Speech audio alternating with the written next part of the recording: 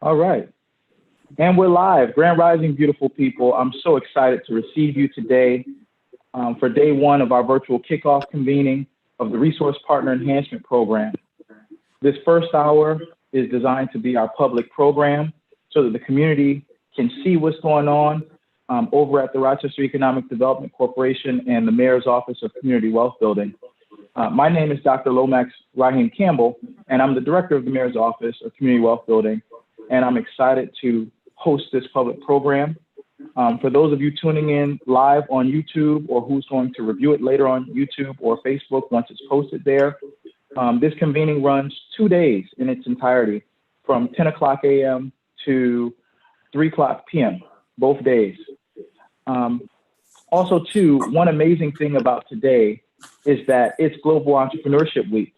And today and tomorrow, we're closing out the actual weekdays of Global Entrepreneurship Week with our virtual kickoff convening. So here's the run of our show for the first hour for the public presentation. We're going to get into a little bit of housekeeping. We'll have some opening polls to just kind of get everybody warmed up for the day. And then we're going to hear from our renowned dignitaries, which I'm sure will be a treat to hear their remarks and receive them on this morning.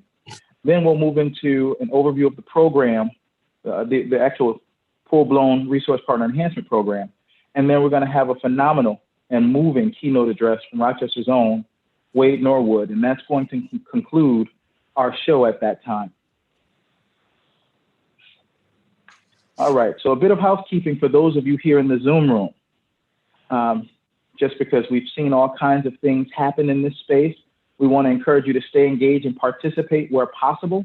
There's some points and times where you'll be able to ask questions, more so for the post-public presentation. Stay muted unless you're speaking. That way, the listening audience can enjoy the full experience of this convening. Also, use the chat room for questions and comments that you may have as speakers do what they do. Several members of our project management team will be manning the chat, and we'll be able to lift up your questions and insights throughout the course of our 2 days together. Also, be mindful of your microphone because we've seen and heard all kinds of things that we weren't expecting to hear and probably should not have heard. And so we want to make sure we're cognizant of how we're showing up, even within the Zoom room ourselves. And then lastly, we want to keep comments and questions and ideas clean and be respectful as possible. So no further ado, our two opening polls are asking the folks here in the Zoom room on a scale of 1 to 10, how excited they are about our official public launch. And the second question is going to ask for folks to indicate their preferred music genres. And I'm going to give us about 60 to 120 seconds to respond. So the poll is live now.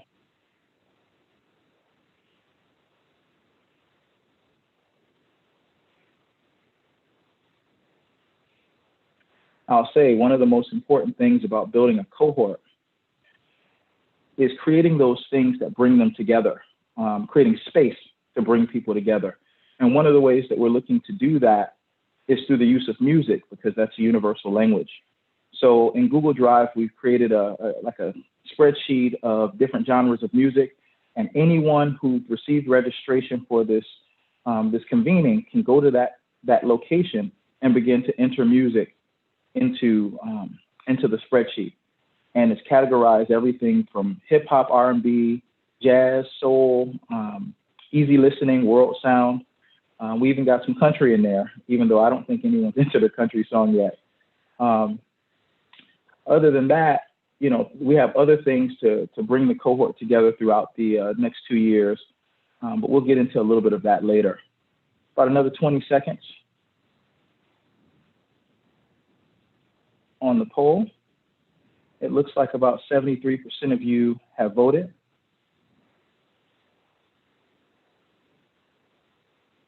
Ten seconds.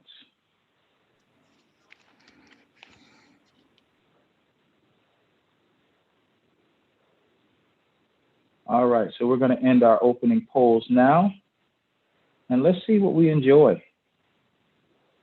It looks like most people are on 10 right now, to borrow a word from Kendrick Lamar, which is exciting. I'm sure it's The neutral folks are the folks that's just kind of helping in the background. I get it. But hopefully we'll make you a believer over the next hour as well. And it says here to inspire the development of our cohort playlist. It looks like folks really enjoy R&B and soul, so it looks like we selected right for our morning mix prior to our kickoff. We got some blues in here. Folks enjoy hip hop, about 38%. 3% even like country. Look at there. 22% chose spiritual. I think we're off to a good start. So we're going to have at least 10 amazing playlists by the time this program is over.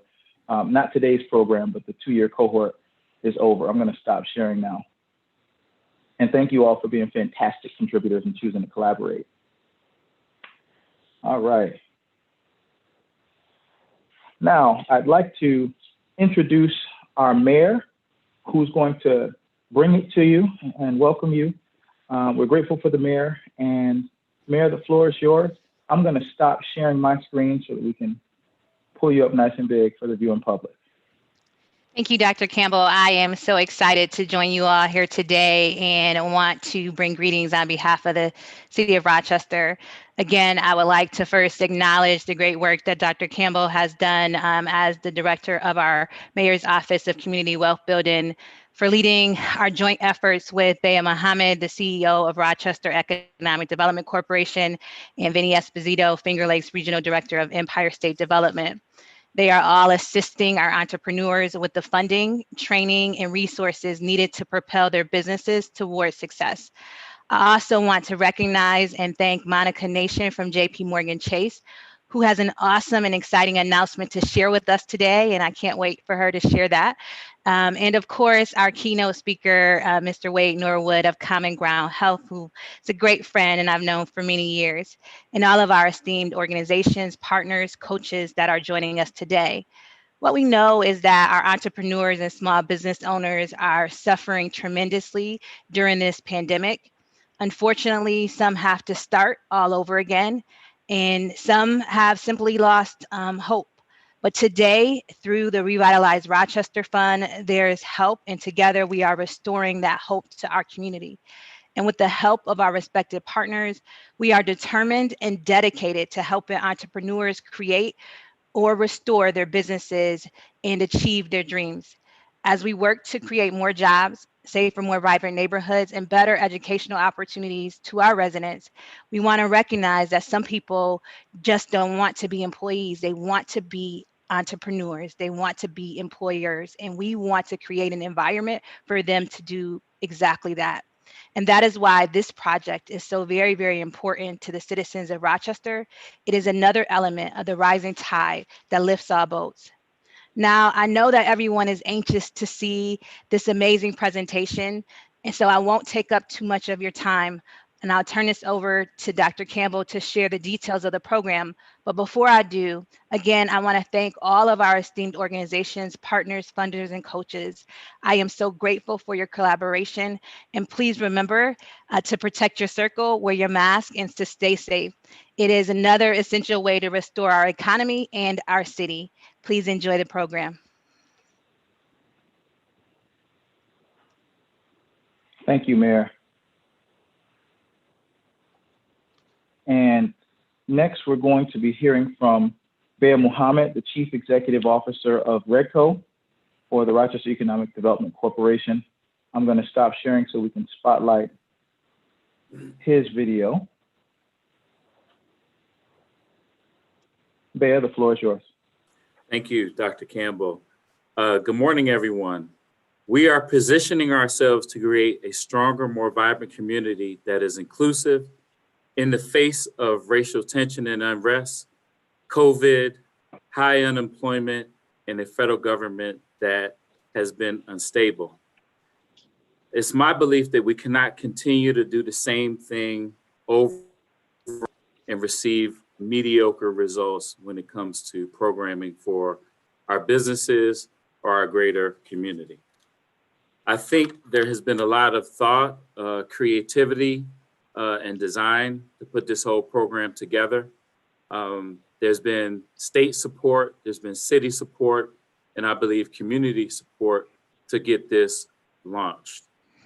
I'd like to thank especially Dr. Campbell Tracy Williams on my team, Evelyn Holmes with Redco as well, and Taylor. She probably didn't know I was going to give her a shout out.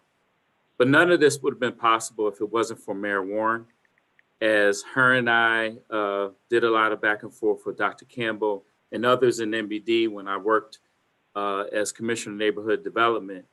I honestly believe we would not have been here if she was just a status quo mayor. So we've, during my time with the city and even now with Redco, she has and we have always wanted to take risk. And we are taking a risk here because we could have taken the money and done actually the same thing that we've been done. And, you know, those who are positioned to benefit, they would have benefited. But what are we doing here? We're trying to reach side by side to our brothers and sisters, our businesses that are the heart, blood, and heartbeat of our city to make them better. So again, I'd like to thank everyone that has been involved. And I want to give a special shout out to Dr. DT Ogilvie, who has been, you know, she's on the call right now. She's been a vital part to help Redco get to this point. Also, her help with the Office of Community Wealth Building and Mayor Warren herself. So I'd like to thank RIT and Dr. Ogilvie. So at this time, I will turn it back over to Dr. Campbell. Thanks for the opportunity, and I'm happy to be a part of this. And we're happy to have you, and thank you for choosing to collaborate. Next up, we're going to be hearing remarks from Ms. Monica E. Nation, Managing Director and Regional Partner of Banking for JPMorgan Chase & Co. Consumer and Community Banking. We're excited to receive you today, Ms. Monica, and I'm going to pull you up here. I saw you hiding in the chat on me. Let's see. Bear with me. It's much easier in person, you all. Let's see.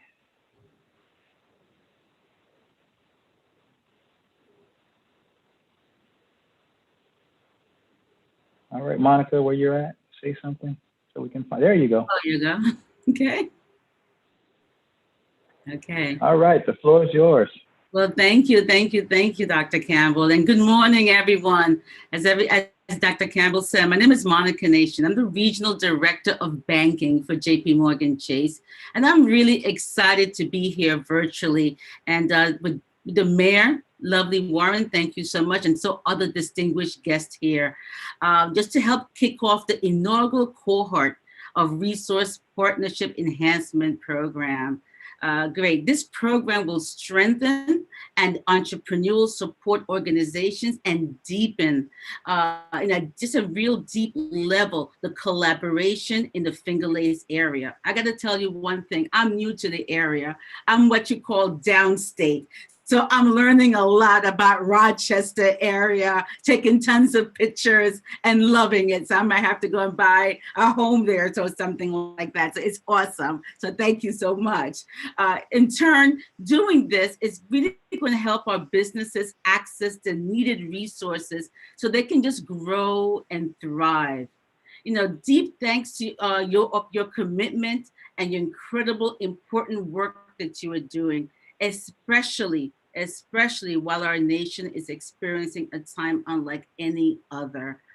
With the backdrop of the global pandemic and the widespread social unrest while small businesses are hurting.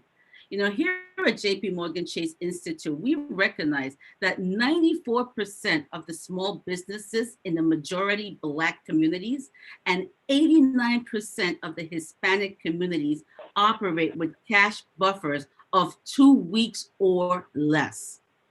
So, as a member of the local corporate community, we see a pressing need to drive inclusive growth and create an economy that works for everyone.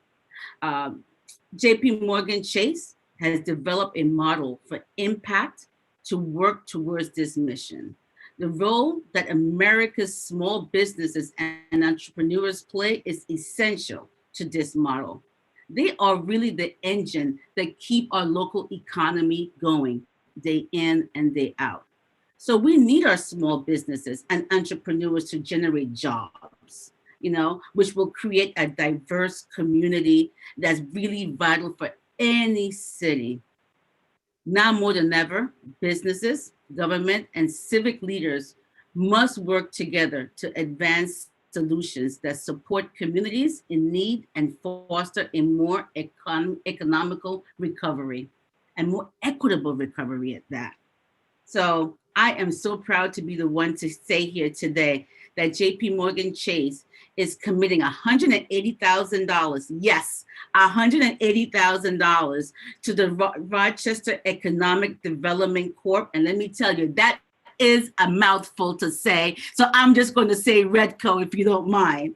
The Mayor's Office of Community Wealth Building and the Rochester Institute of Technology Center for Urban Entrepreneurship to enhance the technical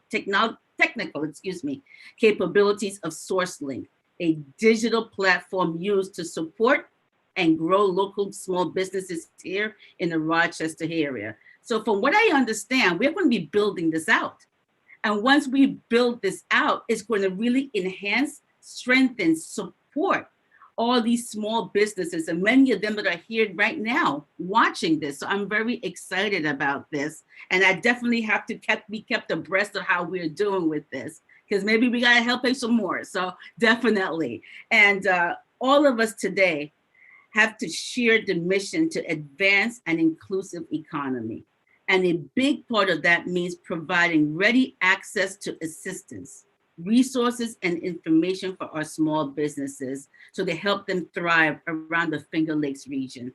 So again, congratulations to REDCO, the City of Rochester, the Center for Urban Entrepreneurship, and all local partners. This critical work is possible only because of your collaboration and vision on all inclusive fronts. So I'm thrilled about this, and congratulations to all of you. Back to you, Dr. Thank you so much. Thank you so much, Monica. That means the world to us as we continue to find ways to collaborate more deeply in our community. This is really going to go a long way, and not just invest in programs, but in systems change, and allow us to have the kind of collective impact we seek to have in our fair city and region. And to that end, I would like to recognize our funders for the particular programs that we're talking about. The actual Resource Partner Enhancement Program, we'd like to thank Empire State Development for supporting that. And as you just heard the new announcement about this amazing gift from JP Morgan Chase, we give thanks to them formally in our public program here today. Also, I would be remiss if I did not lift up the names of our amazing joint planning team. We began working on this program back in March, about a week before the pandemic came to Rochester.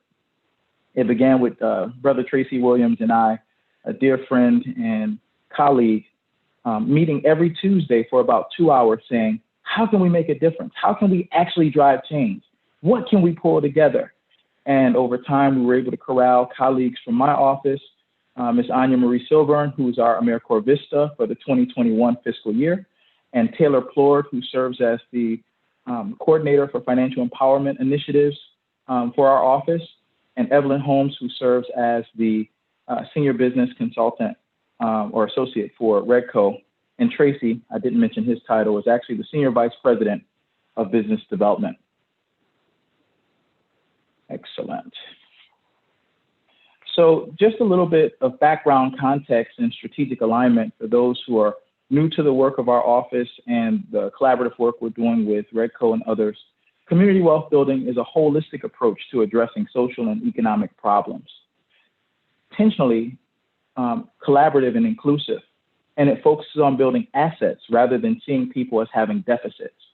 And so we do that focused on building wealth from the bottom up. So it's strategic, and it happens at all levels of society and systems. And you'll see that play out as you learn a little bit more about this particular program. What does it look like when we get it right? when we actually live the principles and concepts of community wealth building? Well, for starters, you begin to see increases in local talent and individual and group and organizational capacities and more capital in the community or region. And you'll begin to see expenditure flows directed locally as opposed to extractive practices that sends resources out of our community. You also begin to see financial empowerment and greater access to opportunities for a broader base of constituents and community members or community members. It also involves the democratic control and ownership of those assets and resources that keep our community vibrant and thriving. And then lastly, those benefits scale out exponentially from one generation to the next, centering those who have historically been left out and continue to be marginalized or on the fringes of society and economic opportunity. Next, I'd like to show you the continuum of ecosystemic support that we've received for this work.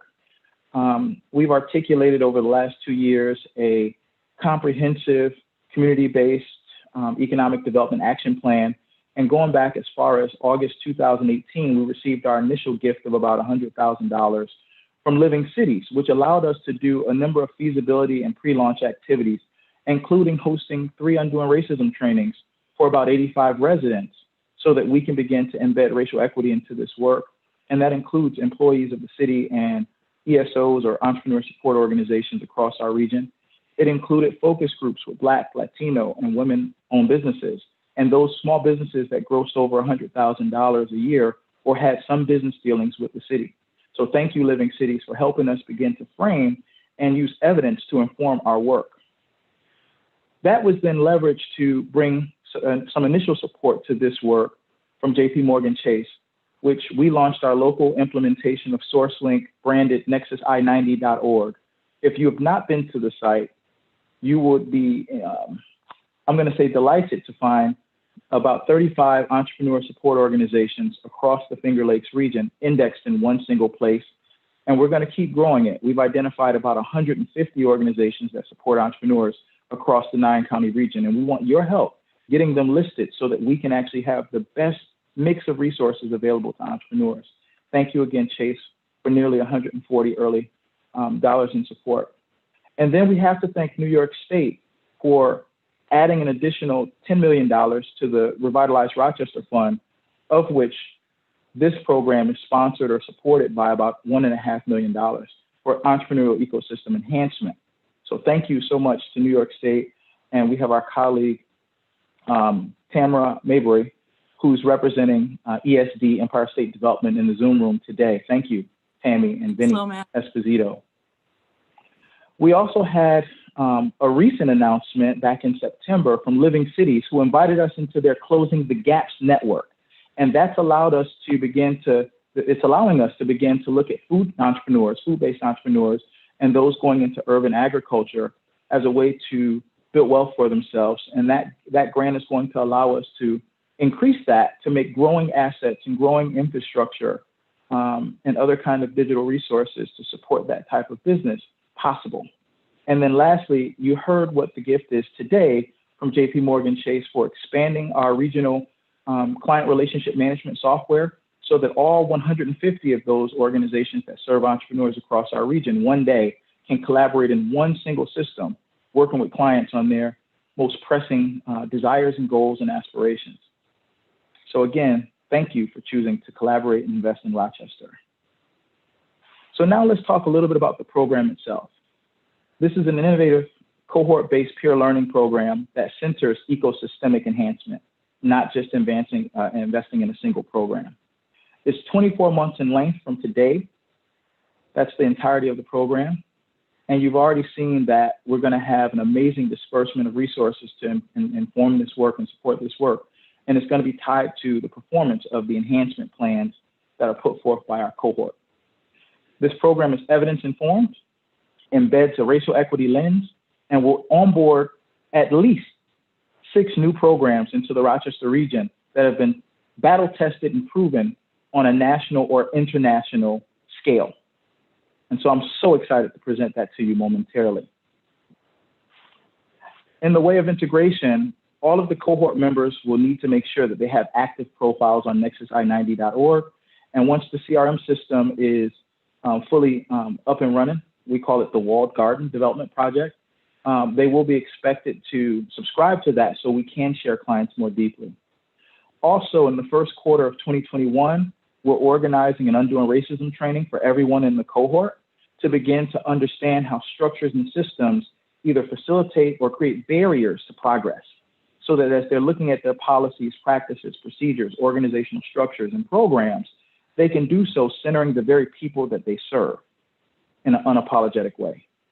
And then lastly, we're going to be piloting a program called The Lonely Entrepreneur, which is a learning community that will invite up to 50 entrepreneurs into the pilot to begin getting a variety of capacity building supports that this program would also embrace and support.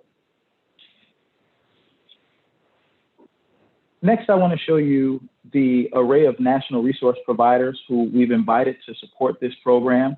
Each of them are going to be presenting throughout today and tomorrow as our lunch presenters. So yes, you will have time to eat your lunch, but also hear from them what they've been doing in a variety of communities. And I'll just tell you, Mass Challenge is based out of Boston, Massachusetts. And we'll be hearing from Clara Scheinman and Joy Jing. Rising Tide Capital is based out of Newark, New Jersey. And we'll be hearing from my friend and soror, Samira Cook Gaines. We have co-starters who's joining us from Chattanooga, Tennessee. And we have Enoch Elwell, one of the founders who will be presenting today during our lunch presentations. For tomorrow, we also have the Urban Investment Group, or Urban Accelerator X, out of Columbus, Ohio, and we'll be hearing from George Ski Sarepsky, who'll be bringing it to us. We're also going to hear from Nicole Manipole, who represents Letchworth Gateways Village, and an organization called Digital Main Street out of Toronto, Ontario. I told you all, this is international. And then we're also finally going to hear from Jocelyn Walters, who represents Next Street out of New York, New York. Each of them will be meeting with our cohort members in order to see where their programs and offerings fit with the organization's enhancement plans locally. And they'll be onboarding those programs in Rochester through them. So we're going to be expanding the quality and diversity of service provision in our community. And you can look any of these guys up for those of you on the public program who won't be with us after we move to our lunch presentations. So each of the ESOs, or entrepreneur support organizations, in our cohort will receive approximately $150,000 in grants over the 2-year period to improve their individual organizational capacity and offerings, but also to work as a cluster or a cohort that solves an end-to-end problem that small businesses face. So they're going to have to figure out how their programs and offerings and competencies configure in a continuum of support so that all of the burden is not on one organization to serve every small business that comes to their doors. Also, we've assigned 6 coaches to each cohort member who would also receive $100,000 in grants over a 2-year period to provide coaching and technical assistance and periodically assess progress against the enhancement plans of the cohort.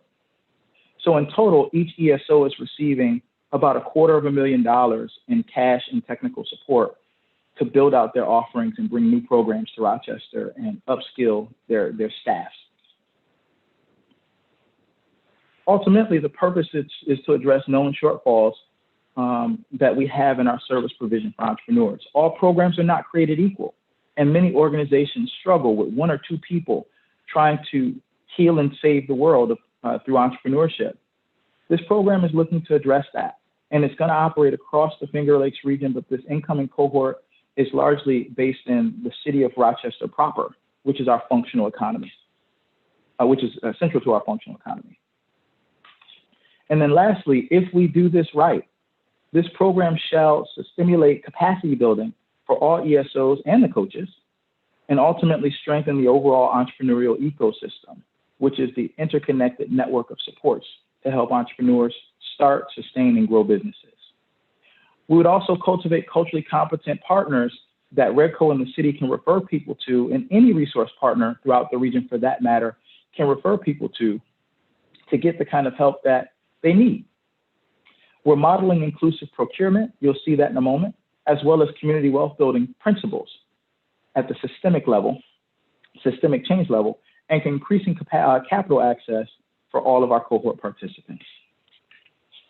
So for the first time publicly, I'd like to unveil and welcome you to congratulate our Cohort 1 for the Resource Partner Enhancement Program. We have Urban League of Rochester, who've historically maintained the state contract for MWBE certification or MWBE certification. And for those who don't know that jargon, it's Minority and Women-Owned Business Certification. They often partner with Ibero American Action League, who heavily works with the Latino community and providing the same kind of services to the Latino community, in addition to making grants and loans to small businesses through their programming, and they've been around for years. We invite Walker's Legacy Foundation, Rochester's own Natalie Madeira Cofield, who's coming back home with her programs. Back in the spring, we launched Moms Who Enterprise, a 10-week accelerator program for mompreneurs. And she's looking to establish some things here. I don't want to steal her thunder for those of you who are in our presentation today, but we invite her into the cohort to deepen her presence here in Rochester.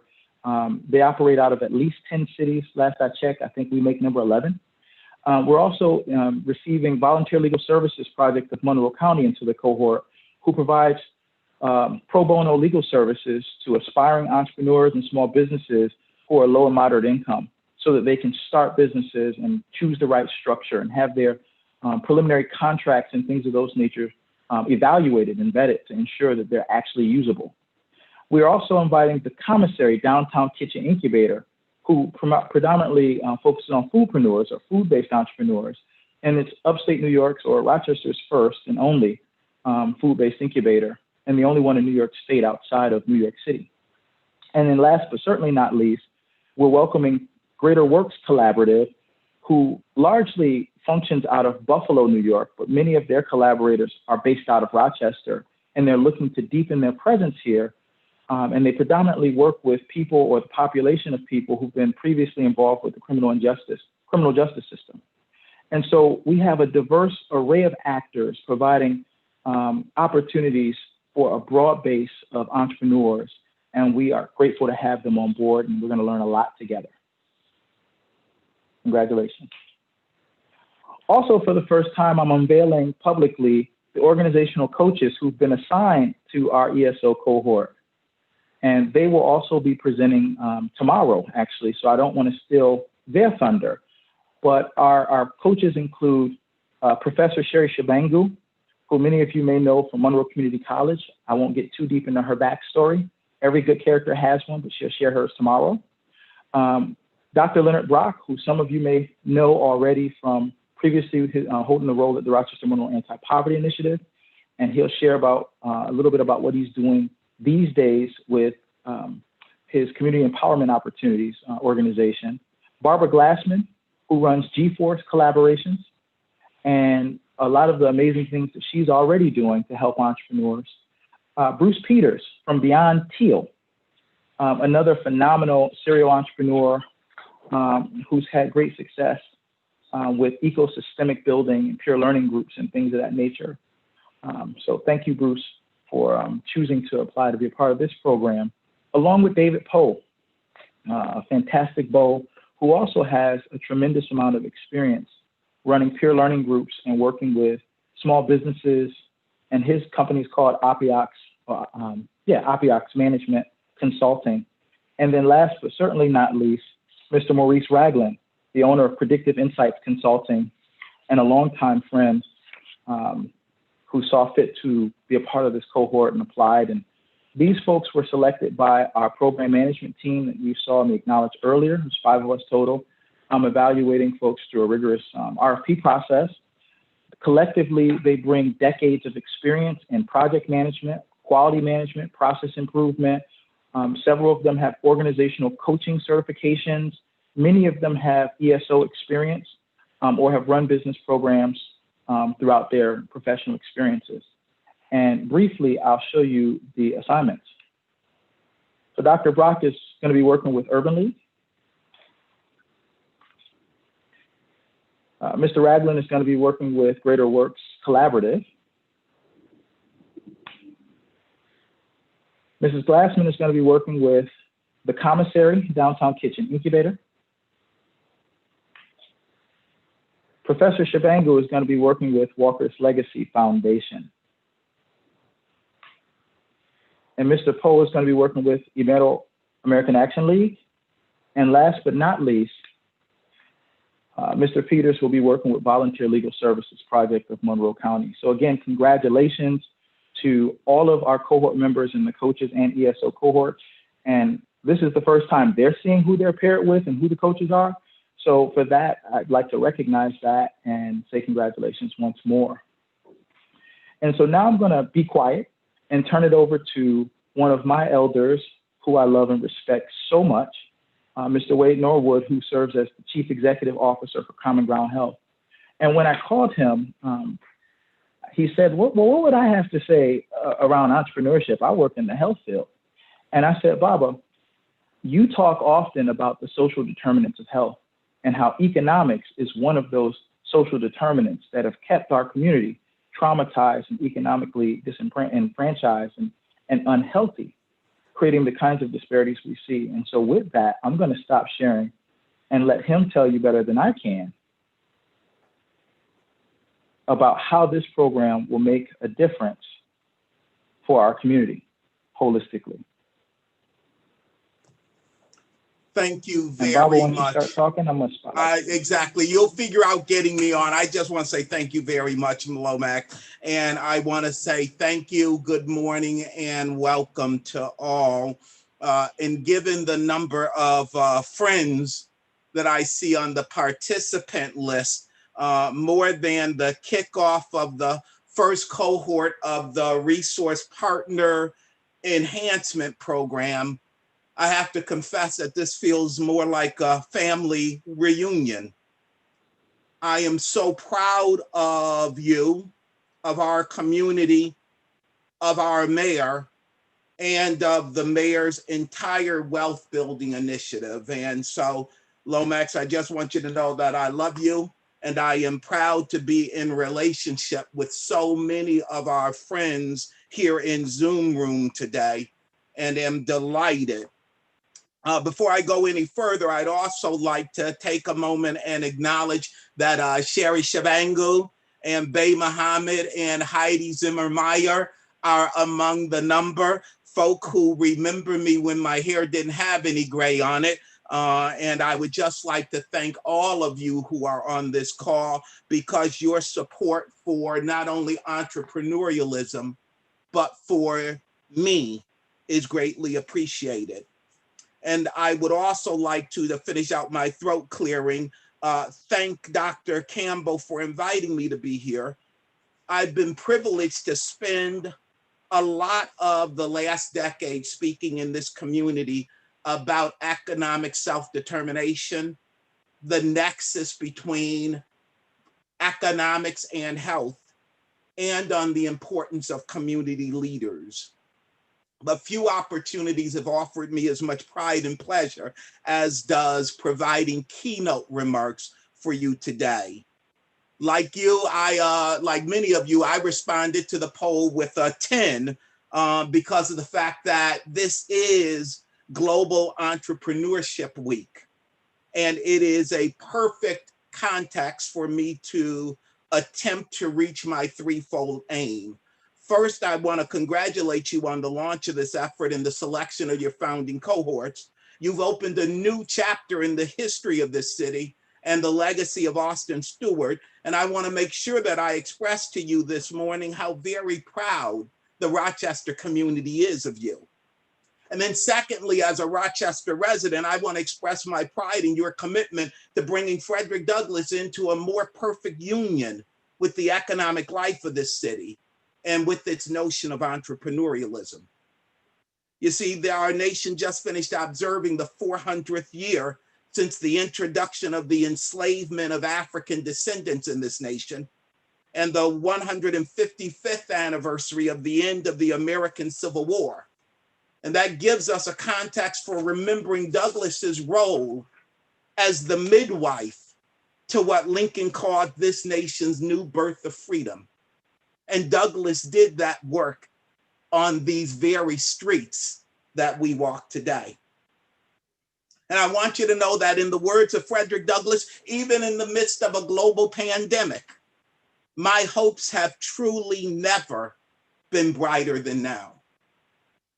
And lastly, I want to honor your purpose, building a supportive entrepreneurial ecosystem that will more robustly support grassroots businesses and evolve the capacity of our CBOs to support job and business growth. And I'm going to do so, my friends, in only 6 pages. And I want you to know I'm already at the end of page number 2, so I'm going to be out of your way. And as a subject for my remarks, since we had to contribute to the playlist, I'm going to go old school on you. And I'm going to say to you in the words of a classic Peabo Bryson song, I feel like reaching for the sky, y'all. I'm so inspired, I want to reach a little higher, because this moment may never come again. See, my mama keeps saying that there's a blessing that the great God in heaven has in store for this earth by this pandemic. And so since a crisis is a terrible thing to waste, and since I want to receive that blessing, I'm glad that we are here reaching for the sky. And I want to seize this moment.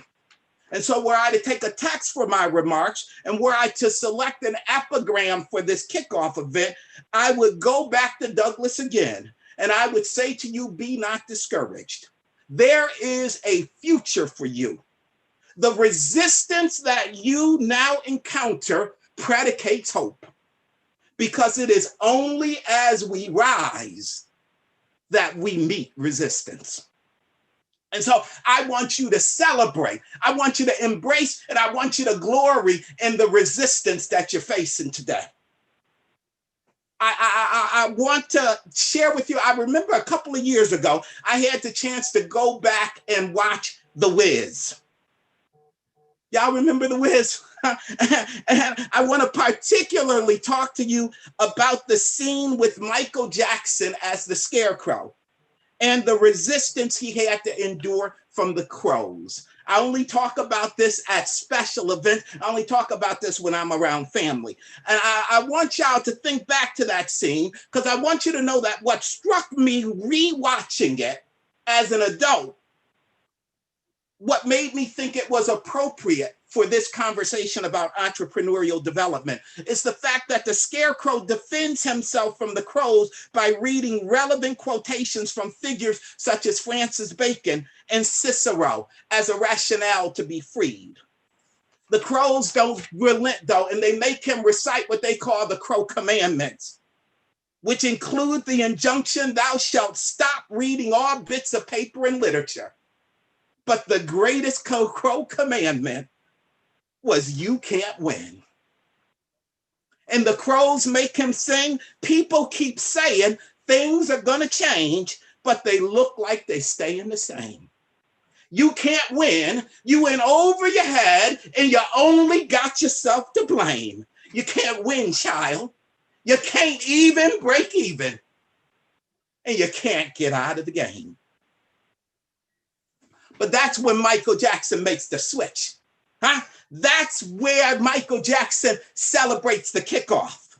At that moment, he takes a song of humiliation and helplessness, feelings that I think all of us have experienced at one point in our lives, and he transforms it into the song, You Can't Win, but You Can't Get Out of the Game. Michael Jackson later said that what he was trying to do at that switch point was point out the fact that there are people out there who don't hold you back so much as they quietly work on your insecurities so that you hold yourself back. You see, that's what this is all about. That's why the incredible continued commitment of JP Morgan Chase is meaningful. Because this is about helping folk who really have ideas get the crows out of their head. This is about what Frederick Douglass meant when he said, I prayed for freedom for 20 years, but God didn't answer me until I started praying with my legs. I got my gift by running. And what we got to do is we got to help folks start running. What we got to do is help our community understand that we're living in a day and age where our young people walk around with devices that are smaller than Captain Kirk's communicator and more powerful than Mr. Spock's tricorder.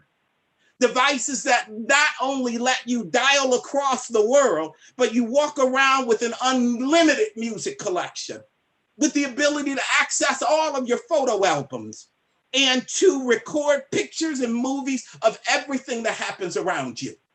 This stuff was impossible when I was growing up.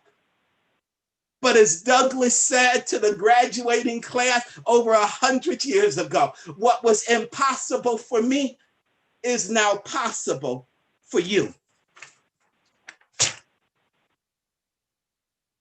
And sometimes I know it feels like this global public health emergency, the collapse of the national and global economy, and facing the reckoning of 400 years of racial and social injustice is more than we can handle.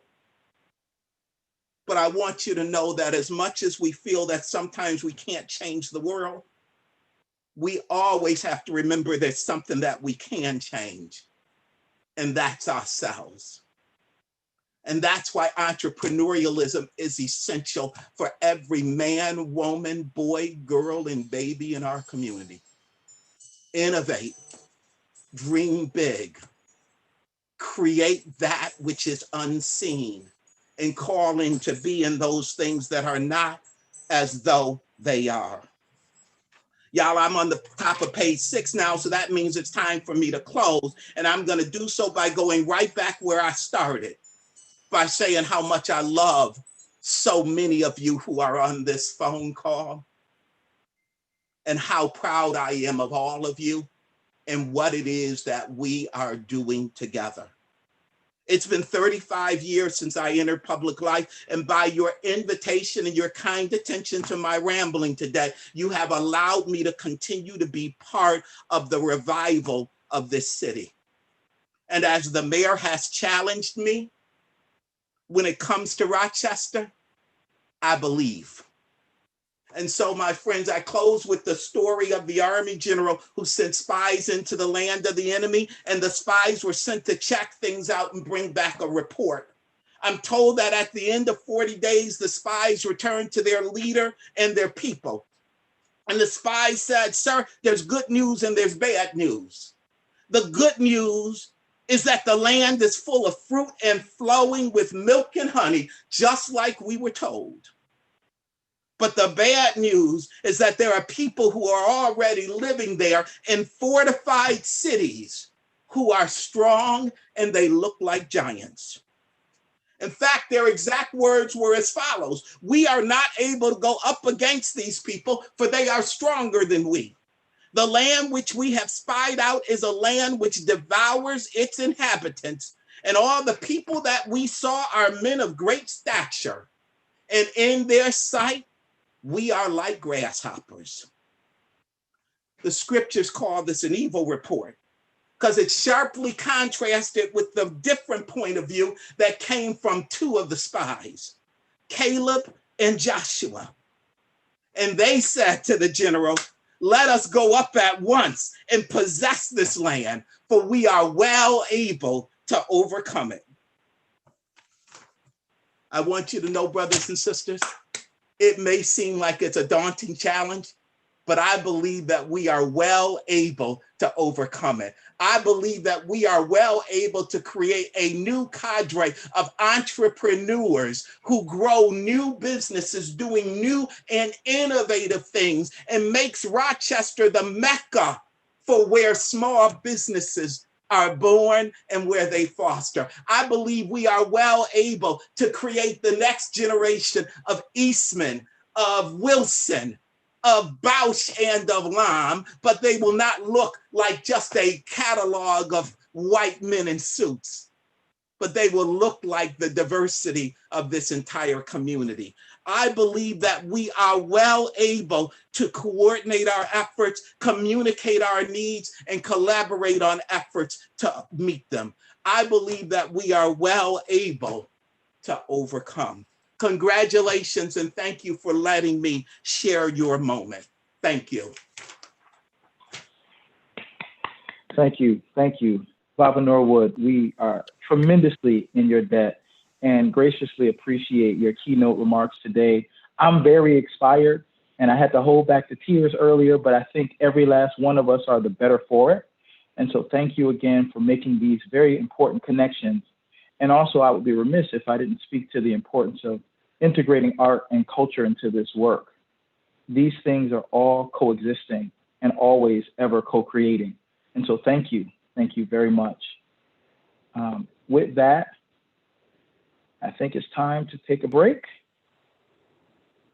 and we will end our public presentation. Let's come back in about 4 minutes, everybody, and we'll get into the first string of ESO presentations.